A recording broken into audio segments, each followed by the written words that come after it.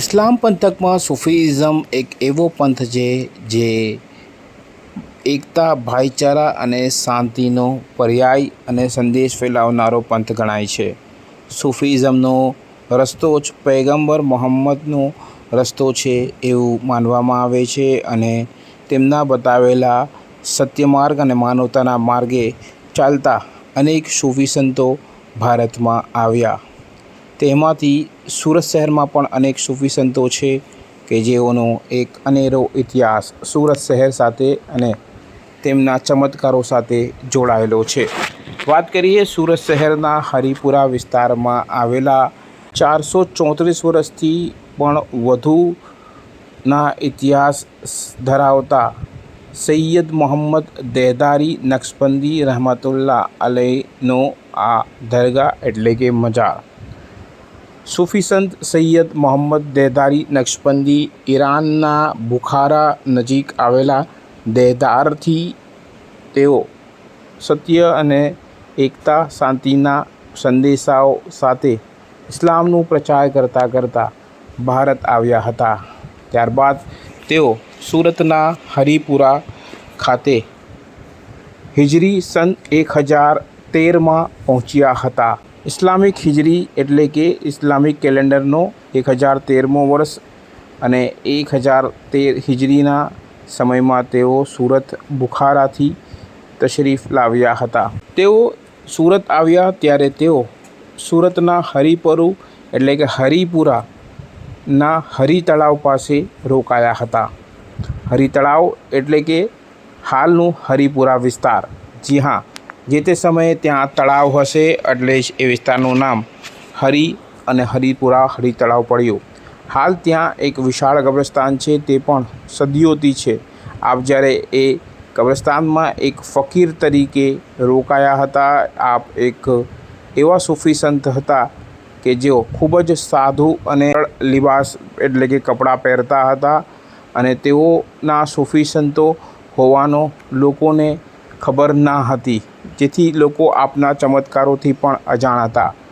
જેમ જેમ અનેક લોકો તેમની પાસે પોતાના દુઃખ અને દર્દ લઈને આવતા, તે ઉપર અલ્લાહથી પ્રાર્થના કરીને એ દુઃખ અને દર્દને મટાડી દેતા. આથી જ લોકોમાં તેમનો વિશ્વાસ વધતો ગયો અને તેમના આ ચમત્કારોની ખબર ધીરે ધીરે શહેર અને આસપાસના ગામડાઓમાં પણ ફેલાવા લાગી. તેમના આ ચમત્કારોના ચર્ચા સુરત નજીકના ગુલ્લા કામરેજના રાજા પાસે પણ પહોંચ્યા હતા. જે રાજા કહેવાય છે કે કોળની બીમારીથી પીડિત હતો અને એ બીમારીને સાજી કરવા માટે તેણે અનેક ઈલાજમાં અનેક રૂપિયા અને હીરા જવેરાત ખર્ચ્યા હતા, પણ કોઈ તેને ફાયદો થયો ન હતો. જ્યારે તેણે સૂફી સંત સૈયદ મોહમ્મદ દેહદારીના આ ચમત્કારો વિશે સાંભળ્યો તો તે દોડો હરિપુરા વિસ્તારમાં સૂફી સંતની મુલાકાતે આવી ચડ્યો. ત્યારે તેમણે કહ્યું કે તારી બીમારી સારી થઈ જશે. તો ત્યારે એણે પૂછ્યું કે કેટલા સમયમાં મારી બીમારી સારી થશે? ત્યારે સૈયદ મોહમ્મદ દેહદારનું કહેવું હતું, બસ તું આંખો બંધ કરીને ખોલ, તારી બીમારી સારી થઈ જશે. અને એવું જ થયું. કહેવાય છે કે જેવી જ રાજાએ આંખો બંધ કરી અને ખોલી, તેના શરીર પરની કોળ ગાયબ થઈ ગઈ હતી.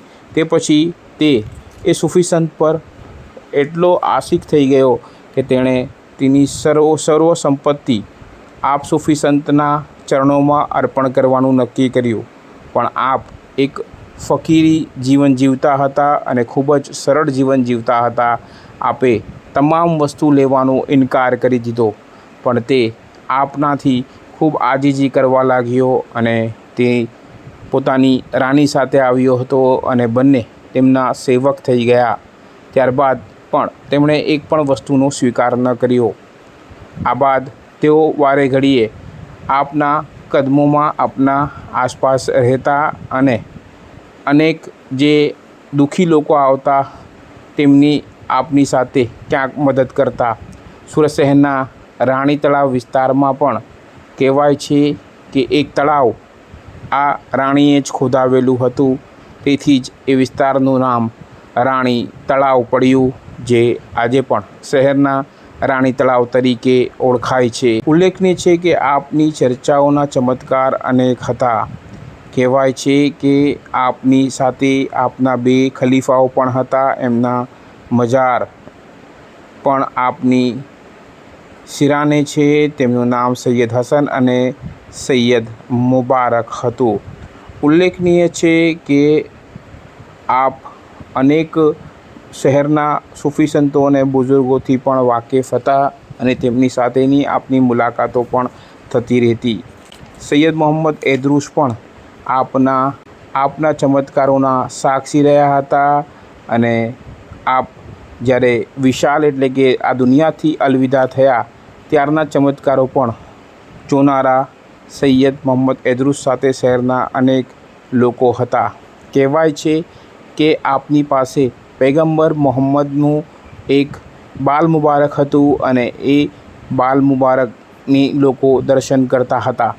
પણ જ્યારે આપનું વિશાલ એટલે કે અલવિદા થવાનો સમય આવ્યો દુનિયાથી ત્યારે આપે લોકોને જણાવ્યું કે આ બાલ મુબારકનું જે સંદૂક છે તે મારા પાર્થિવ દેહ પાસે મૂકી દેજો અને જ્યારે પણ એનો નિર્ણય થશે ત્યારે આપ સમજી જશો તે અલ્લાહ એટલે ખુદાને નિર્ણય કર્યો છે અને એ હિસાબે આપ નિર્ણયને માન્ય રાખશો. આપનું જ્યારે અંતિમ વિધિ માટે તૈયાર કરવામાં આવ્યા ત્યારે આપના પાર્થિવ દેહની પાસે આ સૈયદ મોહમ્મદ મુસ્તફા સલ્લલ્લાહુ અલૈહિ વસલ્લમનું બાલ મુબારક મૂકવામાં આવ્યું અને એ બાલ મુબારક લોકો જોતા હતા કે કોની પાસે જાય છે. પણ એક એવો ચમત્કાર થયો જે જોઈ સૌ કોઈ ચોંકી ઉઠ્યા. આપના પાર્થિવ દેહમાંથી આપના શરીરની એક આંખ ખુલી અને એ આંખ આમ તેમ જોયું એ વચ્ચે જ એ બાલ મુબારક આપની આંખમાં સમાઈ ગયો અને ત્યારબાદ તરત આપની આંખ બંધ થઈ ગઈ. એટલે લોકો સમજી ગયા કે બાલ મુબારક આપની સાથે જ રહેશે અને ત્યારબાદ આપના પાર્થિવ દેહને હાલ સૈયદના હરિપુરા હસનજી કબ્રસ્તાનમાં આ મજાર પર દફનાવવામાં આવ્યું છે અને ત્યાં હાલ 434 વર્ષથી વધુ સમય વીત્યા પછી પણ ઉર્સની ઉજવણીમાં અનેક લોકો આવે છે અને હજુ પણ આપના એવા ચમત્કારો છે કે આપના મજાર પર લોખંડની કેટલીક સળીઓ મૂકવામાં આવી છે. કહેવાય છે કે ભક્તો એ આંખમાં નાખે છે અને તેનાથી તેમની જે આંખની રોશની વધે છે અને અનેકના આંખની લગતી બીમારીઓ પણ સાજી થવાના લોકવાયકાઓ છે. આ સાથે જ અનેક દુઃખી દર્દોમાં શહેરના અનેક સર્વ ધર્મના લોકો અહીં આવતા હોય છે અને પોતાના દુઃખની પીડા આપને સંભળાવી આપથી ફેઝ હાસિલ કરતા હોય છે. સંદલ ઉર્સની ઉજવણી આ વખતે પણ આપના મુજાવરો સૈયદ જૈનુલ આબેદીન અને સેવકો કરતા આવ્યા છે. સાંભળીએ સેવકોથી કેટલીક તેમની ગાથાઓ. मेरा नाम सैयद जैनुल आबिदीन नईमुद्दीन कादरी है। ये हज़रत ख्वाजा सैयद मोहम्मद देहदार नक्शबंदी रहमतुल्लाह अलैह का संदल और उर्स मनाया जा रहा है और ये सैयदपुरा तुराव मुल्ला शेख हसन जी कब्रिस्तान के अंदर मज़ार शरीफ आई हुई है जी हजरत का क्या इतिहास रहा है उनके बारे में कुछ बताइए. इनका इतिहास ऐसा रहा है कि ये ईरान के अंदर बुखारा गांव है, उसके अंदर देहदारा गांव है, वहीं से ये चले थे और इस्लाम फैलाते फैलाते सूरत की सरजमी पे आई और सैयदपुरा तुराव बिल्ला में इन्होंने मकाम किया ये जगह पे. जी ये शेख हसन जी कब्रिस्तान जब आए यहाँ पे देखा तो किस तरह का आसपास का माहौल था और कुछ राजा रानी के भी किस्से हैं. इसके अंदर जब हजरत यहाँ आए तो फ़कीरी लिबास में थे तो लोगों को हर तरह से तकलीफ़ों की शिफा देते थे. ने वो टाइम के राजा रानी थे जिनको ओढ़ थी और तकलीफ़ थी तो हजरत शिफा करते थे तो उन्होंने आके इनसे कहा कि जो तुम्हारे को कोढ़ की बीमारी है वो अच्छी हो जाएगी. तो इन्होंने हाथ झपकाई और वो उनकी कोढ़ की बीमारी अच्छी हो गई और बाद में वो बाबा के साथ ही यहीं मकाम किया. हाँ जी. खास तौर पर बात की जाए तो इनके मौजूदों के बारे में कुछ बताइए. इनके मौजूद में ऐसा है कि इनके पर्दा होने के बाद कुछ टाइम खिदमत गुजारते तो अहमदाबाद से लोग बसारत लेके आते थे कि एक हस्ती है जो यहाँ पे बाहर निकलना चाहती है, तो वो बसारत लेके उन्होंने कहा कि यहाँ पे खोदो इनके सेन के एरिया में, तो वहीं पे हम ये तो मौजूद है तो हमारे को निकालो, लेकिन सही जगह से नहीं होने का कारण वो खुदाई नहीं। उसके बाद वो जो जगह थी वहीं पे खास करके जो नौबत बजती थी रात में, वहाँ पे अलावा जलता था, तो वो अलावा की जगह थी, तो लेकिन वो बसारत सही नहीं होने से वो खोदा नहीं बराबर है। उसके बाद दूसरे इंसान को सूरत शहर के अंदर बसारत हुई और उन्होंने बताया कि तुम्हारी सेन के अंदर जो तुम्हारी टाँकी है वहाँ से 4 से 5 फुट की दूरी पे उनका मज़ार है। तो बाद में वो जगह खोदी गई, अलावा बाद में बंद कर दिया गया और वो खोदी तो शाह आलम साहब के भतीजे उनका मज़ार निकला, जिनका नाम है सैयद जैन। जी, राजा रानी का जो किस्सा है इसमें खासतौर पर रानी का किस्सा है जो सूरत शहर के एक एरिया के नाम से जुड़ा हुआ है। तो रानी का किस्सा ऐसा है कि जब राजा रानी यहाँ तशरीफ लाई तो जो एरिया है वहीं पे पानी की बहुत तंगी होती थी और रानी ने वो जगह पे लोगों की पानी की तंगी दूर करने के लिए वो एरिया में तालाब बनवाया और लोगों को पानी पहुँचाया। उसी वजह से जो एरिया है उसको रानी तलाव कहा जाता है। जी, उर्स के मौके पर कौन से लोग आते हैं और पूरे दिन में दिन भर अगर साल भर की बात करें तो किस तरह का माहौल यहाँ पर रहता है? हजरत ख़ाजा सैयद मोहम्मद बेदार सरकार पे हर जाति के हिंदू मुस्लिम सिख ईसाई हर जाति के लोग आते हैं और खूब धूमधाम से बाबा का सिंदल और उर्स एक साथ में मनाते हैं।